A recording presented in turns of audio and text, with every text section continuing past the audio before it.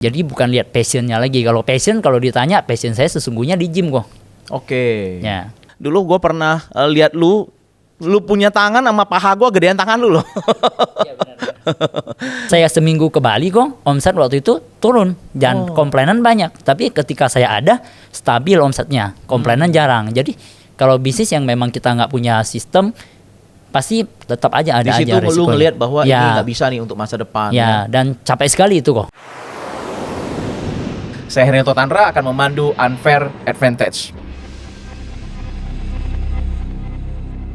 Hai, ketemu lagi di Unfair Advantage, di satu channel yang mengupas hal-hal yang unfair dalam hidup kita, tapi ada advantage di balik hal-hal yang unfair. Jangan lupa like, comment, subscribe, dan bunyikan loncengnya, ting-ting, supaya Anda tidak ketinggalan video-video baru yang kami podcast setiap minggunya.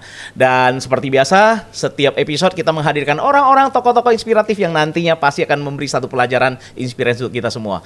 Di depan saya ada Hendy. Hai Hendy. Hai, Koher. Oh, apa kabar? Sehat? Puji Tuhan. baik, Oke, semangat ya. Ya. Oke, Hendy adalah profesional bodybuilder. Profesional personal trainer dulu ya. Oke, Bodybuilding ya. bodybuilding ya. Badannya gede sekali ya. Sekarang udah agak nyusut ya. Nyusut kok. Oke, jadi sesuatu yang nggak dilatih itu mengecil ya. Iya benar. Tapi masih gede loh ya. Ya. Masih Dulu- di maintenance. Masih di maintain ya. Dulu gue pernah lihat lu punya tangan sama paha gue gedean tangan lu loh. Iya benar-benar. Oke, emang dari kecil suka ya binaraga? Dulu sebenarnya kecil itu saya kurus sekali ya. Jadi dulu sering dibully. Jadi dulu Kurus? kecil ya dipanggil doyok lah apa segala macam. Jadi terinspirasi sebenarnya sama koko sepupu saya kan bodybuilder juga. Oke. Ya, teman baiknya Big Bro Ade juga. Jadi akhirnya saya terinspirasi sama salah satunya ya Ade Rai sama koko sepupu juga. Oh, jadi dari kurus kecil doyok gitu bisa sampai gede ya? Iya, dari 49 kilo dulu saya kok. 48 49. Oh, kecil sekali loh itu ya. Kurus banget. Berapa lama untuk bisa bikin jadi gede seperti itu? Saya dulu pas seriusinnya itu karena memang ambil sekolah sertifikasi personal trainer, belajar nutrisi, sertifikasi. Jadi saya program ke badan sendiri itu selama 6 bulan dari 49 jadi 62 kilo tapi six pack. Oke. Karena kurus ya, mungkin basicnya kurus jadi lebih gampang. Nggak perlu bakar-bakar lemaknya ya, nggak perlu hilangin lemak dulu ya. Ya, Oke, perjuangan itu ya. lumayan. Oke. Tapi dulu karena hobi atau memang mau jadi nafkah? Nggak. Memang hobi sama dulu memang tekunin pengen jadi passion dulunya ya. Passion banget karena dulu di industri gym itu cari uang itu sangat lebih mudah dibanding kerja kantoran ya. Sorry ya mungkin ya buat dulu klien-klien saya juga banyak kan kalau waktu di Mega Gym itu kan banyak kan kayak orang kantoran, dokter-dokter yang umum masih praktek gitu-gitu ya banyak klien saya. Jadi mereka juga sering sharing tentang income mereka jadi saya tahu. Oke. Jadi penghasilan oke. Lumayan dulu waktu Mega Gym itu sebulan bisa sekitaran kalau Puluhan. ya tapi kerja jam 5.15 saya udah jalan dari rumah, pulang-pulang jam 11.12 itu setiap hari. Kadang nginep di gym juga sering. Oh, oke. Karena pas malam kita mau pulang hujan deras begitu kita lihat mau pulang itu kan dulu saya Mega Gymnya di seberang Untar ya, seberang kampus Untar di Mall Ciputra ada Mega Gym di situ. Jadi pas mau pulang setelah selesai latihan closing jam 11-an hujan deras. Jadi besok pagi jam 6, 7, 8, 9, 10 Mending ada tidur. klien mendingin nginep di gym. Oke, ada kamar mandi. Ada kamar mandi kita Tinggal mandi ya kita tinggal- bersih-bersih ya tidur di ruang body balance, yoga seperti itulah biasanya. Kadang sama security, kadang sama teman PT juga. Oh, oke ya. Berapa tahun di situ? Di Mega Gym itu hampir 5 tahun. 5 tahun. Ya. Jadi kerjanya tiap hari lihat barbel ya? Ya, Lihat barbel, angkat barbel. benar. Oh, oke. Enak dong. Sesuai dengan yang dapat duit, sesuai passion, sesuai dengan hobi, dapat duit pula, dibayar pula. Nggak dibayar aja dikerjain kan, apalagi dibayar. Ya, dulu buat saya umur 20-an itu start 20-an ya itu sangat menarik sekali, sangat enak sekali, enjoy karena saya bisa nge-gym di situ, saya bisa cari uang di situ sesuai kalau buat dulu kan idealis ya. Jadi itu passion banget lah ibaratnya udah passion kita banget gitu. Nah, passion saya banget jadi setiap hari nggak pulang juga Senin sampai Minggu di situ juga oke gitu. Yang penting menghasilkan dan saya bisa maintain badan saya bisa bagusin badan seperti itu. Iya, jadi kalau lagi nggak ngelatih, ya ini sendiri. Latihan ya? sendiri. Latihan sendiri. Pernah ikut kompetisi nggak? Sering dulu. Kompetisi, Ya. kompetisi yang Tapi lebih ke body fitness dulu. Kalau dulu kan body fitness yang banyak, yang body fitness, elemen, men's health seperti itu loh kok. Oh, oke. Yang six pack itu yang Ya. ya gambaran cowok ideal gitu ya. Ya, Ya, syuting juga ya. syuting juga dulu. Di mana? Dulu sempat beberapa kali juga kayak di Metro TV ya, Metro TV, Indosiar, Global TV pernah. Wow, itu dunia gemerlap yang oke sekali, udah terekspos, jadi popularitas dapat, duit dapat, hobi dapat. Apa yang membuat kemudian masih kepikir mau bisnis? Dulu pas ketika saya masih di gym itu kan side jobnya kan seperti itu, syuting ya. Jadi pas suatu saat itu ada perubahan sistem di Mega Gym yang tempat saya bekerja itu. Jadi saya kerja dari jam 6 sampai jam 10 malam sampai closing gymnya. Dulunya bisa dapat minimal sekitar 15 sampai 25 juta ya di luar basic salary. Tiba-tiba itu gede loh ya, puluhan tahun lalu ya? Ya, 2005, 6, 7, 8, 9. 9 tahun lalu. Ya. Jadi pada saat itu sistemnya berubah. Saya kerjanya sama dari jam 6 sampai jam 10 malam, setiap hari pulang jam 11 seperti itu. Income-nya turun tinggal sekitar 7-8 juta. Setengah. Iya, jadi dari situ saya cabut. Saya resign ya. Selama hampir 3 bulan baru dikasih resign. Akhirnya saya barulah beralih sebagai entrepreneur buka kafe dulu. Buka kafe. Ya. Oh, jadi dari gym kemudian buka kafe. Ya. Kafe apa? Kafe lebih ke healthy food. Kalau dulu orang mungkin anak gym pasti tahu ya, kalau orang yang Jakarta Barat ya, kayak anak-anak yang Mega Gym di sekitaran Central Park sini, Mall Ciputra, Taman Anggrek itu pasti tahu ya, Olive Cafe namanya. Oh, jualan? Healthy food ada, Chinese food ada. Healthy food itu untuk yang memang ya, protein tinggi ya? High protein tapi makanannya yang masih enak dimakan gitu. Low karbo ya, low sugar ya. Oke, jadi yang makan itu yang makan ayam 1 ekor itu ya? Ada ayam ya, kan kulitnya nggak boleh dimakan ya, kayaknya orang healthy food kan kulitnya nggak boleh dimakan. Ya benar. Jadi ada customer, bahkan satu customer itu sehari itu dia order 60 potong dada ayam itu buat 2 hari. 2 hari sekali saya mesti nganter ke rumah dia. Kalau enggak, pegawai saya nganter kadang ke rumah dia buat 2 hari. Wow. Ada ya orang passionate gitu untuk memang buat badannya itu benar-benar jadi ya? Ya kalau itu memang orang yang lumayan ya, dia memang basicnya keluarga anak orang kaya dan memang kerjanya tiap hari cuma nge-gym aja dia. Itu termasuk obsesi ya kayaknya ya, orang-orang ya kayak di gym-gym seperti orang-orang yang badannya gede banget itu kayak obsesi ya, mereka terobsesi ya kayaknya ya. Ya mungkin obsesi, tapi mungkin juga memang hidupnya di situ aja kok. Oh. Mungkin memang ya penghasilannya memang hidupnya semua dari situ bisa. Oh, apa yang bisa dikerjakan dengan badan jadi gede gitu? Ya mungkin kayak ikut-ikut kontes, kompetisi ya. Ya mungkin kalau di luar negeri kan lumayan ya masih hadiahnya gitu. Oh, tapi ceruk marketnya justru di situ ya? Ya. Oke. Terus buka healthy food berapa lama? Sekitar 4 tahun lebih kok. 4 tahun. Tapi masih nggak ninggalin ini ya, nggak ninggalin gym ya? Cuma sekedar buat maintenance badan sendiri aja. Oke. Tapi udah nggak di dunia yang melatih kemudian. Enggak. Udah nggak ya? Iya. Memang dulu pas resign itu klien-klien juga banyak yang minta tetap dilatih secara freelance gitu, dibayarin misalnya gym bareng dia di mega gym tertentu. Tapi sayangnya waktunya memang nggak bisa pada saat itu karena saya baru merintis usaha kafe itu kan, saya harus fokus di situ ya. Jadi saya pribadi pun sempat dari berat badan 64 six pack 9 bulan nggak pernah nge-gym, vakum ya, bener-bener bolong banget.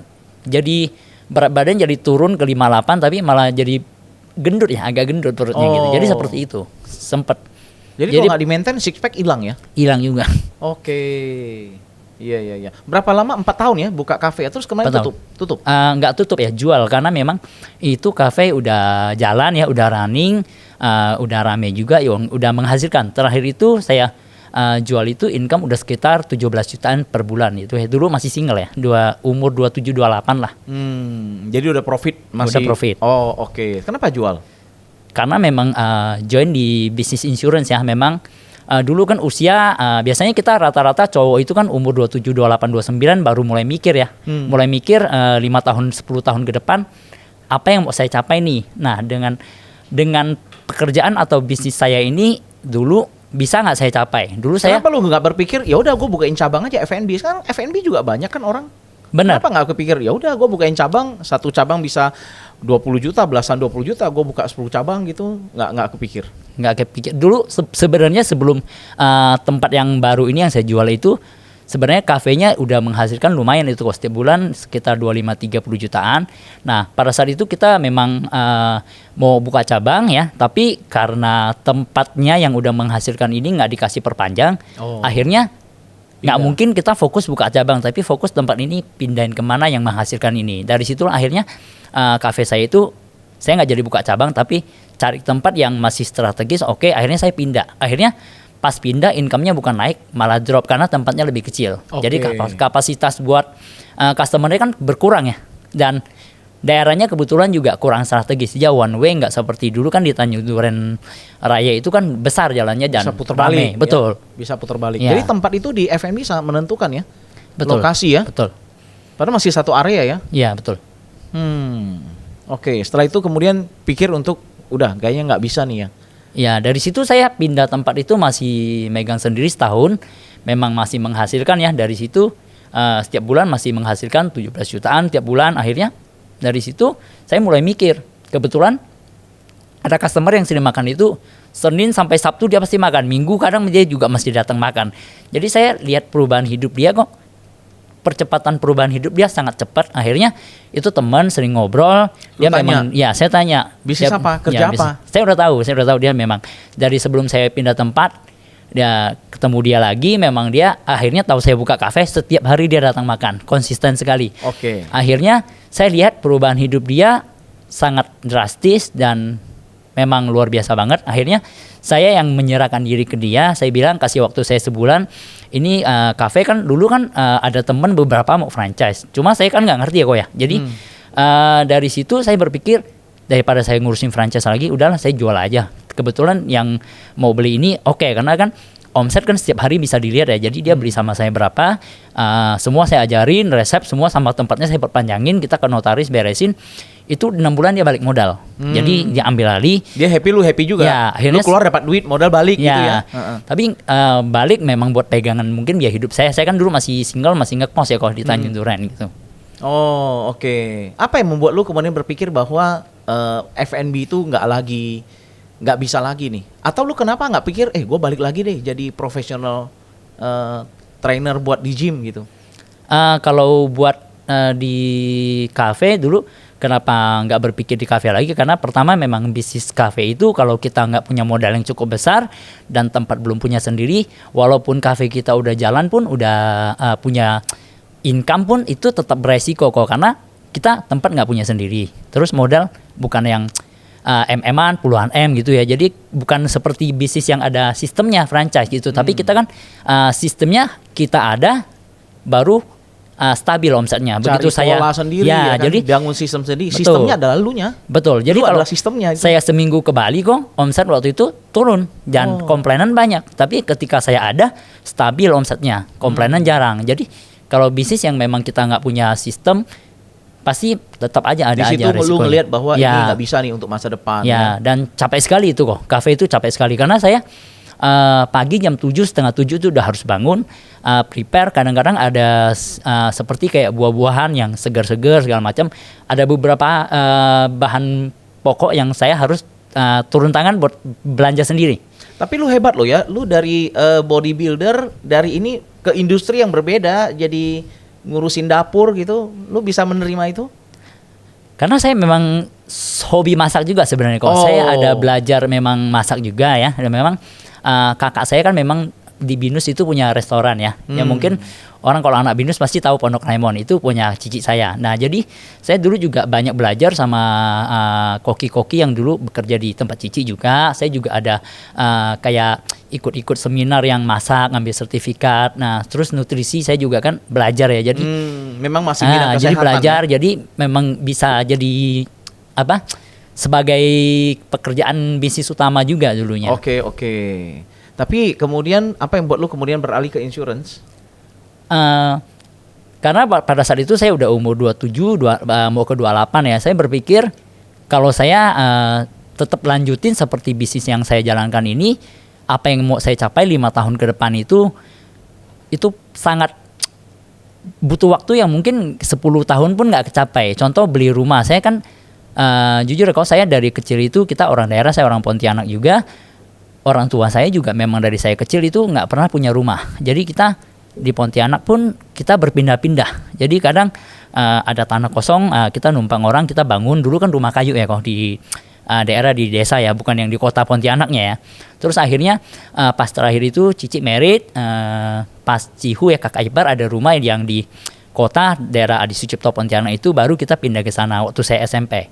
Nah akhirnya pas lulus SMP saya dipindahin ke sini karena dulu memang di daerah tuh hidupnya cukup nakal juga lah dulu, barbar ya. Jadi akhirnya dilihat sama kakak seperti itu, jadi diangkut ke sini pas lulus SMP, SMA-nya di sini seperti itu. Oh, SMA di Jakarta. Ya, jadi pada saat itu saya berpikir kalau saya tetap bertahan dengan bisnis kafe saya akan seperti itu aja gitu. Mungkin mau beli rumah seharga 2 miliar pun sangat berat buat mencapainya. Karena income saya pada saat itu 17 juta, kalau saya nggak jajan, nggak shopping, nggak apapun, saya nabung aja pun, kalau 10 tahun itu cuma kurang lebih kekumpul 2M tanpa Nah, inflasi. dari bodybuilder kemudian bisnis kafe, masak. Itu kan ya mungkin karena masih hobi lah, tapi kemudian jadi industri yang totally berbeda sama sekali, ketemu orang, jualan, sales gitu. Itu kan satu perubahan yang langit dan bumi ya. Ya. Gimana adaptasinya? Dulu saya memang tipe saya kalau saya udah mau, saya belajar kok. Jadi pada saat itu saya kan rajin datang ke kantor aja, ikut sistem. Setiap Sabtu saya belajar, saya nyatet, saya belajar, saya nyatet. Jadi lebih cepat nangkep. Ya kurang lebih selama hampir 6 bulan lah saya jadi tahu jadi seperti ini, produk seperti ini. Oh, 6 bulan baru paham ya? Kalau Salclaim seperti ini, cara edukasi calon nasabah seperti ini, penyampaiannya, cara buat bukan push ya, lebih ke buka pikiran. Ya, buka pikiran nasabah, edukasi dia bahwa ini penting buat dia seperti ini, tanpa kita harus baper juga gimana ya. Semua diajarin di kantor kita, ada sistemnya gitu. Oke. Jadi belajar. Yang penting saya walaupun background saya dulu sertifikatnya sampai 7 juga ya. Jadi terakhir juga punya kafe, tapi saya mau kosongin gelas saya untuk belajar di hal yang baru. Sertifikat 7 itu apa? Sertifikat profesional personal trainer kok. Oh, ada sertifikat ya? Ada. Apa yang diukuri sertifikat itu? Kita memang belajar tentang program, tentang teknik latihan yang benar, tentang nutrisi, ada semua ya? ada Bukan ujiannya. hanya main angkat ya, terus badan gede, enggak ya? Betul. Kayak dulu zaman saya di Mega Jam itu, kita masuk jadi PT nggak asal masuk kok. Kita ada tes praktek, tes tertulisnya semua ada. Oh, Gitu. jadi memang harus ngerti semua ya? Oke, makanya nggak sembarang ya bisa jadi badan bisa gede itu, nggak bisa auto main barbel atau gede, enggak ya? Ya, ada takutnya program yang harus diakui diikutin. Benar. Takutnya banyakan jadi cedera kok kalau asal ngangkat. Ya apalagi ngangkatnya bukan sesuai kemampuan kita, tapi sesuai kemampuan orang lain gitu. Takutnya malah cedera, bukannya bagus badannya gitu. Oh, oke. Nah, sekarang kan Hendy di bisnis insurance ya, di insurance, dan so far so good nih. So far so good, berkembangnya cukup oke ya kan. Ya income juga pasti jauh lah. Menurut lu Hendy, apa hal yang paling penting yang membuat lu bisa kemudian berhasil dengan bidang yang tidak pernah lu tekunin sebelumnya? Kunci berhasilnya lu karena apa menurut lu? Mau belajar sama rajin, sama ikut sistem, sama yang penting kita kerjakan bisnis ini, bisnis yang bantu orang dan bukan buat bukan bisnis yang kita ngerugiin orang. Yang penting kita bisnisnya memang buat bermanfaat buat banyak orang, buat nasabah, buat tim kita, dan juga kita selain itu bisnis ini juga memang saya lakukan di sini karena saya ngejar waktu ya. Karena orang tua pada saat itu juga udah sangat berumur dan ngejar income. Ya, ngejar income supaya bisa kasih mereka yang oke juga lah. Selain saya waktu itu prepare memang mau merit ya. Jadi ngejar itu. Jadi bukan lihat passionnya lagi. Kalau ditanya passion saya sesungguhnya di gym kok. Oke. Ya, jadi buat saya passion itu bukan sekedar passion. Tapi kalau orang bilang passion is not you do something you love ya. Tapi passion yang sesungguhnya adalah the real passion is do you something for the one you love. Wah, melakukan hal yang kita lakukan untuk orang yang kita cintai. Kita cintai, benar. Itulah passion sesungguhnya, Ya, bukan benar. melakukan hal yang kita Hanya cintai. kita sukai aja. Wow, itu oke sekali ya. Lu dari orang yang memang passionate banget di gym, kemudian beralih mempelajari hal yang baru. Itu pasti lebih banyak suka dukanya, lebih nyaman dulu apa sekarang? Ya, income sih pasti oke, jauh lah sekarang. Tapi maksudnya lu lebih enjoy dulu apa sekarang? Jauh sekarang kok. Tapi memang di awal-awal sih memang penuh perjuangan lah ya, pastilah Iya, ya. iya. Namanya ya mungkin dulu saya di background saya yang sebelumnya, kerjaan bisnis saya mungkin nggak pernah nangis. Tapi di industri ini dulu awal-awal saya bisa nangis loh, luar Kenapa? biasa ya. Kenapa? Mungkin ya ada lah ya namanya ketemu orang-orang yang kadang di luar ekspektasi kita ya. Mungkin adalah, mungkin nggak perlu saya ceritain di sini, itu pasti ada lah namanya tantangannya ya, Betul, orang yang betul. mungkin ya istilah kasarnya mungkin menyebalkan sekali, ada banyak. Kalau di gym nggak ada? Di gym nggak ada. Oh, karena orang yang datang itu memang orang yang memang Dia nyari kita, dia nyari butuh kita, ya. dia butuh. Ya nggak sih? Dia butuh, dia nyari apapun yang kita katakan dia ikut. Ya, betul. Apapun kita suruh dia ikut. Ya. Ya. Di kafe juga sama ya. Orang yang datang karena dia ngerasa makanan kita oke, sesuai kebutuhan dia happy. Tapi di sini kadang-kadang, tapi apa yang membuat lu kemudian strict dan bertahan? Jalaninnya memang hasilnya puji Tuhan ada ya kok ya, bisa merubah hidup dan ibaratnya apa ya, mengangkat derajat keluarga saya lah ibaratnya lah. Jadi dulu memang kita dari zaman saya masih kecil itu papa mama itu kan memang bukan mereka nggak malas-malasan ya, bukan mereka nggak kerja keras, tapi mereka kerja keras tapi tidak menemukan jalannya mungkin Kendaraannya. ya. Jadi kendaraannya kurang tepat. Mereka pekerja keras, dua-duanya kerja dari pagi sampai malam, malam bisa kerja lagi sampai subuh bahkan ya. Mereka lembur kadang di pabrik. Papa saya juga kerjanya tuh luar biasa. Selain dia kerja di pabrik, buruh harian, dia juga kerja ya mungkin kalau Koko tahu di daerah kita di Pontianak itu kan banyak gedung tinggi, itu di samping gedungnya itu kan ada talang air ya, pancoran namanya. Ini tuh papa saya yang kerjain dulu. Oh, Papa saya bikin sama talang air. paman saya sama timnya 3 orang. Oh, jadi tukang ya? Ya, jadi pasang-pasang talang air di gedung tinggi seperti itulah, di samping-sampingnya itu. Oh. Jadi mereka kerjanya menurut saya cukup keras, sangat keras. Jadi itulah yang membuat saya bertahan bahwa di sini tuh sebelum sekeras mereka saya kerjakannya sebenarnya. Masih lebih keras mereka, tapi saya bisa dapat hasil yang jauh lebih maksimal dan jauh lebih oke sebenarnya di sini. Berapa lama dari lu kemudian tutup kafe ya kan, terus kan menggunakan modal tabungan untuk hidup kan itu Iya. kan? Berapa lama kemudian bisa break even dengan income yang terakhir ditinggalkan? Puji Tuhan ya, kalau dulu sekitar 9 bulan itu udah bisa. Dulu saya punya kafe tapi naik motor kok, nggak berani. Kita punya modal pegangan ratusan juta, mau beli mobil pun nggak berani. Tapi di bisnis ini karena dulu saya Kenapa nggak berani? Karena kita pegangan modalnya, kalau kita beli mobil hilang modalnya kok. Jadi kita buat perputarannya takut. Oh, oke. Ya kan, jadi dulu mau beli mobil nggak berani naik motor. Jadi disimpan takut untuk modal nggak cukup, Ya. ya kan? Nanti mau sewa lagi, Betul. perpanjang sewa. Betul. Listrik, air, karyawan itu kan setiap bulan harus kita bayar. Oke, di sini nggak usah. Nggak usah. Oh. Nah, jadi ya, dulu 9 bulan di sini puji Tuhan bisa beli mobil pertama ya, mobil perjuangan ya. Oke, 9 Ya, bulan pertama kebeli. udah langsung kelihatan hasil tuh. Ya. Belajarnya 6 bulan, 3 bulannya Ya. kerja udah bisa ya. Ya, terus 4,5 tahun bisa beli rumah ya, beli rumah di klaster ya, bukan rumah yang sekedar rumah ya, tapi memang puji Tuhan Lumayan ya oke. cukup ya ukuran. Sekarang orang tua tinggal bareng. Ada ya, kadang-kadang bareng. di tempat saya, kadang-kadang di kakak saya. Oh, oke. Hendy, ini kan kita bicara tentang zaman sekarang kan kita tahu banyak pilihan ya orang ya. Beda dengan zaman kita, zaman Hendy 10 tahun lalu, di mana era informasi zaman dulu kan nggak sebanyak sekarang, ya kan. Terus karena sekarang banyak pilihan, jadi banyak sekali anak-anak muda ya, yang ya mungkin kayak Hendy kan nggak banyak ya, yang udah tahu dan firm tentang, bisa mikir tentang bahwa oh saya nggak bisa lagi nih mengerjakan hal yang saya sukai, ya kan. Passion itu bukan tentang saya, tapi passion itu tentang orang-orang yang saya cintai. Nah, menurut lo apa yang harus dilakukan oleh anak-anak muda sekarang ini, mengingat banyak sekali hal-hal yang mungkin bisa mendistrupsi mereka atau mengalihkan perhatian mereka? Banyak pilihan loh sekarang loh. Apapun bisa, YouTuber, jadi jual online, macam-macam, ya kan? Ekspor impor banyak sekali. Dan kadang kelihatannya orang kan, wah ini bisnisnya oke nih. Ada si contoh sukses si ini. Gimana menurut lo?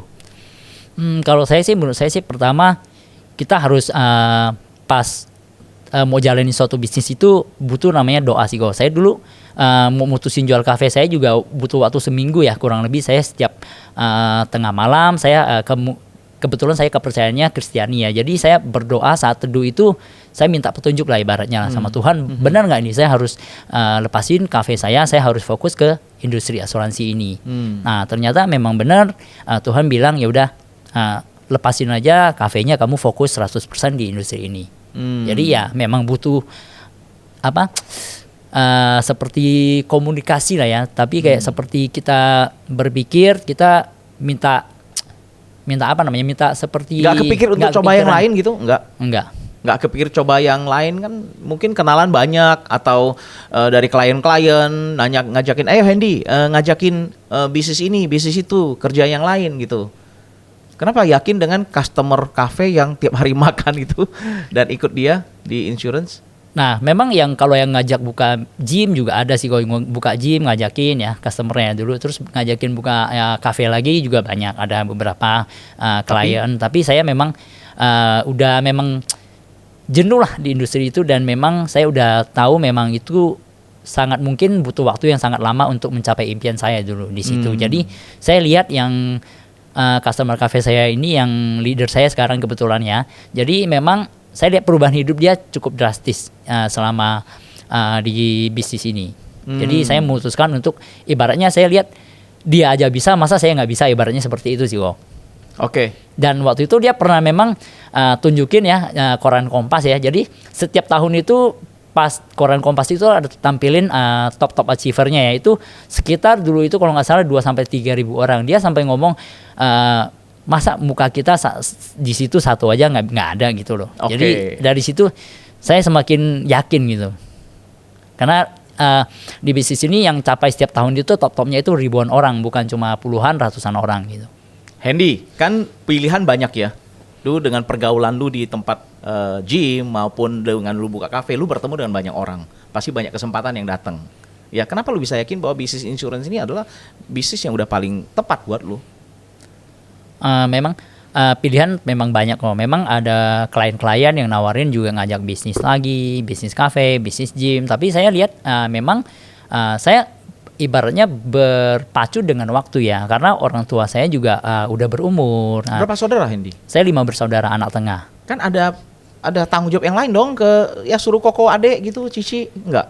Ya nggak bisa begitu juga sih. Sebenarnya kita balik lagi ke personali gimana kita nggak bisa seperti itu karena mereka juga masing-masing kan berkeluarga. Kebetulan saya yang tengah ini yang ketiga belum berkeluarga pada saat itu, dan saya lihat sepertinya saya yang harus minimal ada satu orang di keluarga kita yang sukses lah, yang bisa jadi pegangan orang tua ya, jadi keluarga. Jadi pada saat itu saya memang benar-benar mau fokus karena saya berpacu dengan waktu.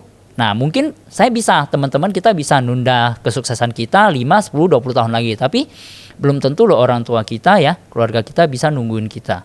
Jadi ya pada saat itu saya lihat bisnis insurance ini adalah salah satu bisnis yang bisa, kendaraan bisnis yang bisa cepat untuk saya capai impian saya.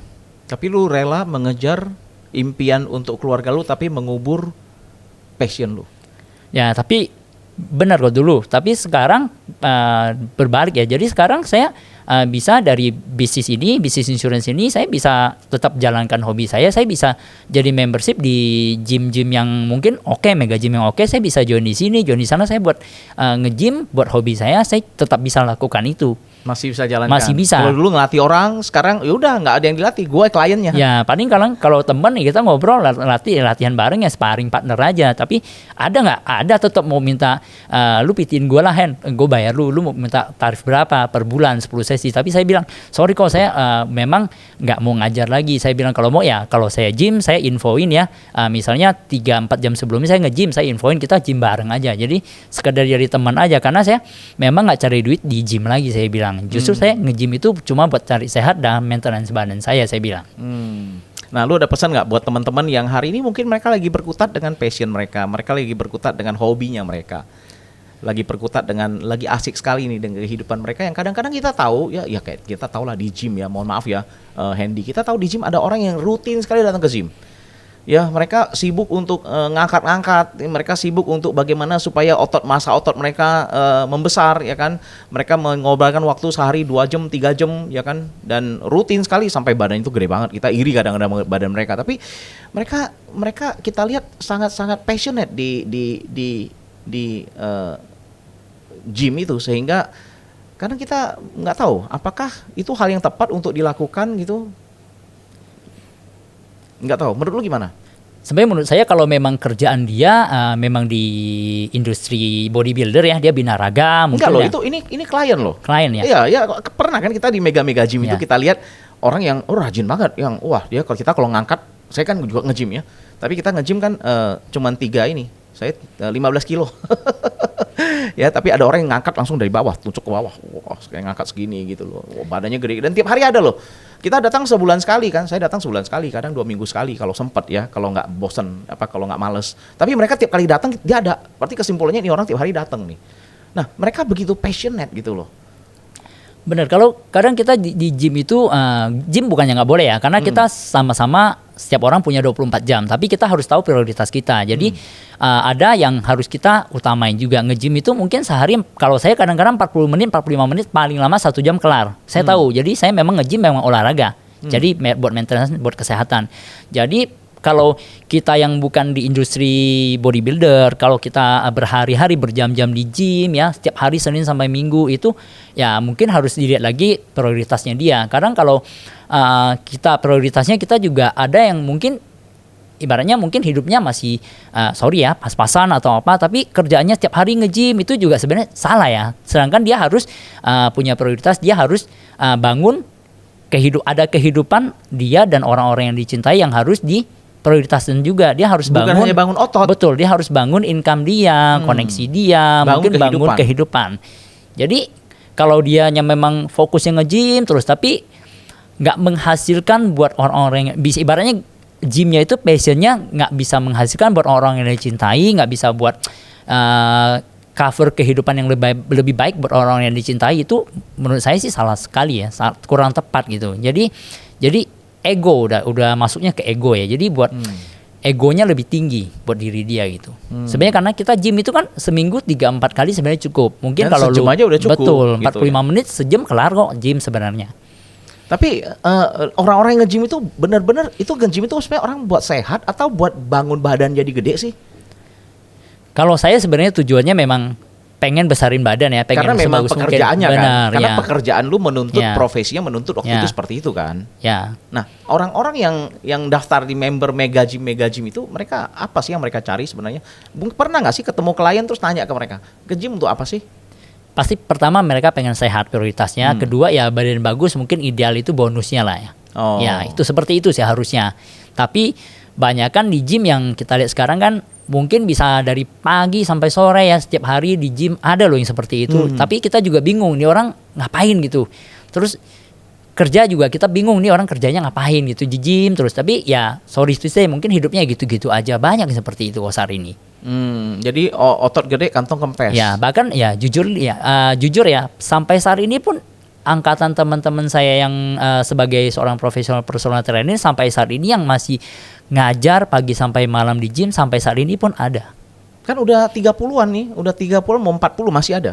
50 ke atas pun masih ada. Tapi memang dia badannya bagus ya, maintenance ya. Tapi ada sampai saat ini karena mungkin dulunya saya juga pas ke bisnis ini pernah lah ya ngajak namanya teman seangkatan yang ngajakin segala macam, mungkin dia takut keluar dari zona nyamannya dan mungkin menurut dia ini passion dia.